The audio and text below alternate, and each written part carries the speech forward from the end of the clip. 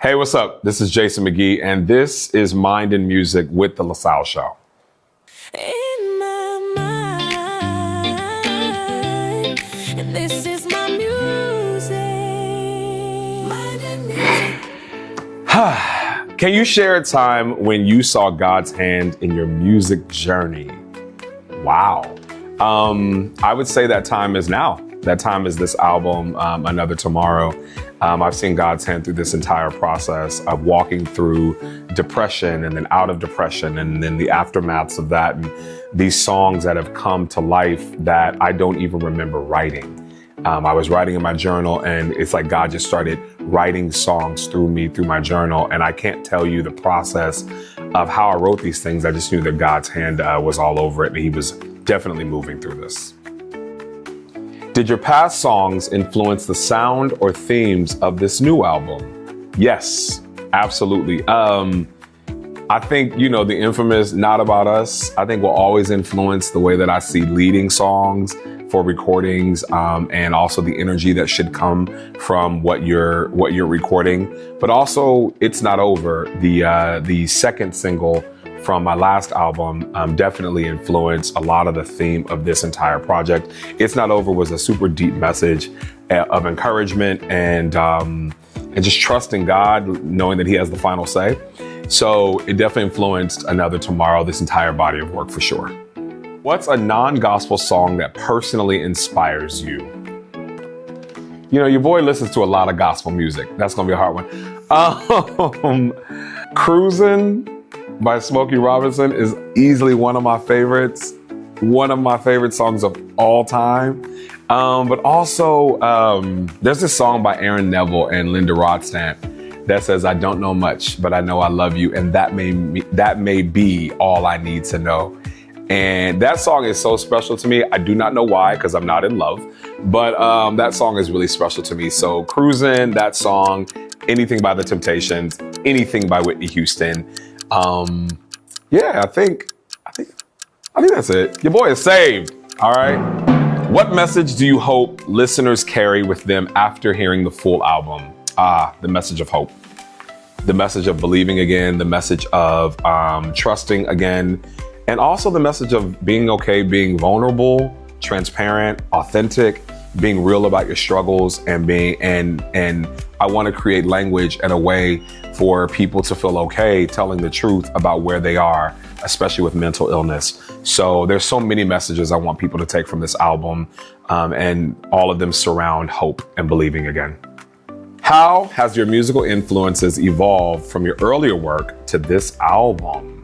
I think growing up, I grew up in a choir house. Like my mom was a choir director. It was all about choir music. And I think that was what I was influenced by earlier on.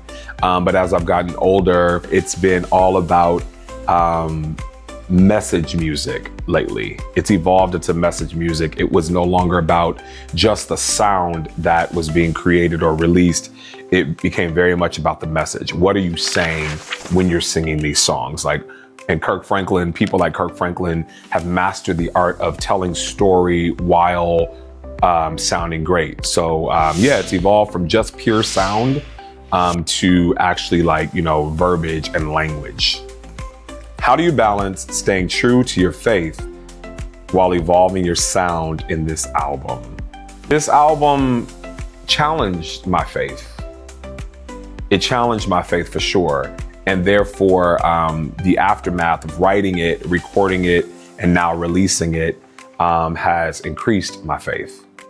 And it was, I felt like I came to a fork in the road of, are you gonna believe it and go after it? Or are you gonna just stop here because it's too hard? So it challenged my faith and therefore increased my faith. What was the moment you knew gospel music was your calling? I don't know if there was ever a moment that I didn't know gospel music was my calling. I can't, can you really hear me singing R&B? Seriously, nobody wants to hear that. So gospel music was my calling from, I think, 3 or 5 years old. And I kind of just always knew. There was really never a question about it. How does this album reflect your growth in faith and artistry since your last release?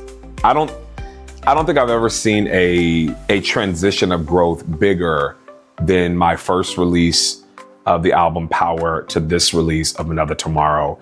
It has been a full 180 transition. I have walked through really bad depression, suicidal thoughts, and all of these different things. So my faith has increased. It's been challenged. My belief has been challenged. My belief in God has been challenged.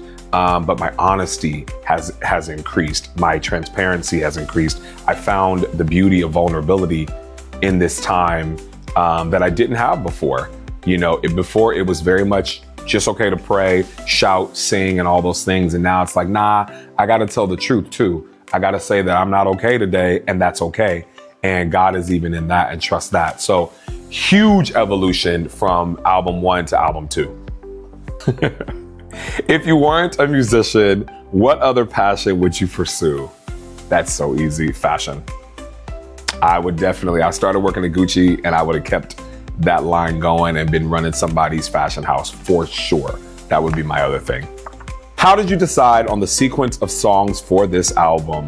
We decided to do the theme of sunset, sunrise. And it's basically, scripturally, it's weeping may endure for a night, but joy cometh in the morning. His mercies are new every morning. So that's like sunset is the weeping part. Sunrise is the joy in the morning part. And then practically speaking, there's a quote that says it's always darkest before the day.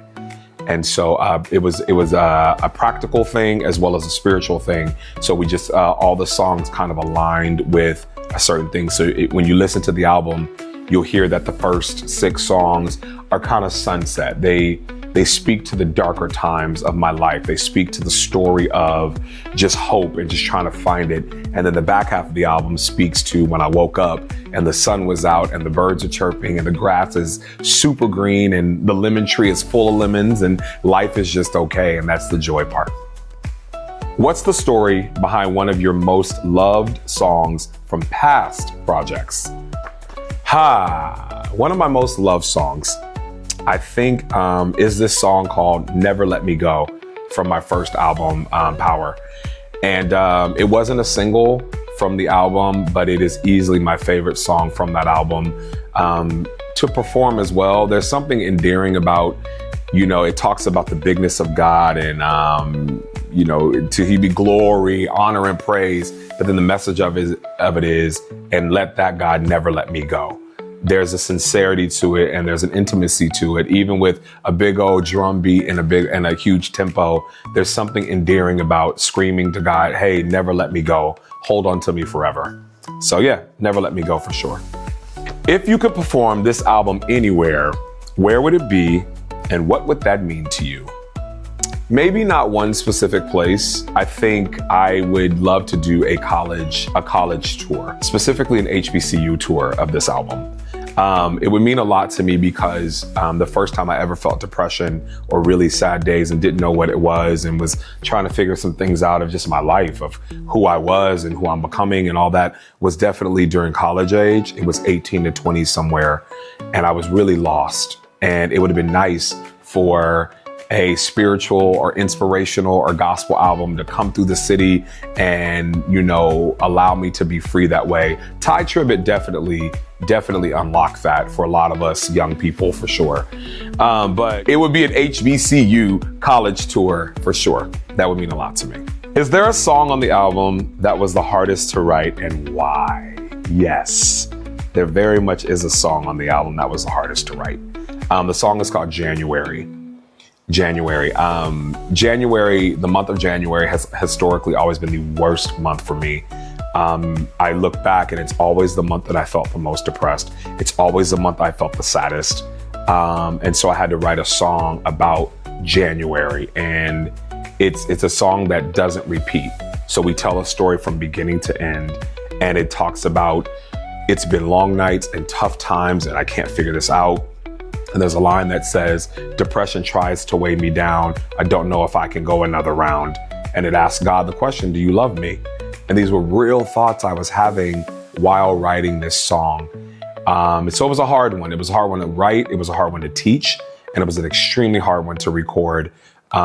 Just because sonically it does so many things and it tells this story, and you have to listen from beginning to end to get the story because nothing repeats. But then also just emotionally, it was hard to go through that every time I had to teach it, every time we had to record it. I had to remember this month and this time that was really tough on me. But I'm grateful to be writing it and recording it from a place of being healed from that. Now January is a pretty great month. What central theme ties this album together? It's the central theme of believing again, hope for sure. It's a central theme of, it might be dark right now, but I promise you, if you could be honest about where you are and vulnerable about where you are and transparent about where you are, you will see the sun come out again, I promise you. If you could see God using this album in one specific way, what would it be? Woo, now that's a question. If I'm honest, it would be getting the church people, the saints, the believers, to be honest. Be honest. You can't shout everything out. You can't fast everything away. You can't just scream everything away. Some stuff you just got to tell the truth. And the truth is your heart is broken. The truth is you feel depressed today. The truth is you might need some therapy, and I think if I can get the believers to understand that, and then on the flip side, the non-believers to believe again, I think that'll make me feel like this. It'll make me feel like it was all worth it. Every single moment was worth it. Hey, this is Jason McGee. You're tuned in to Mind and Music with the LaSalle Show. Mind and music. Yo, what's up, y'all? This is Jason McGee, and I'm super, super excited to be announcing the release of my album, Another Tomorrow, with my choir, Jason McGee and the Choir. It's out on Friday, March 27th. I promise you, you need to hear this album.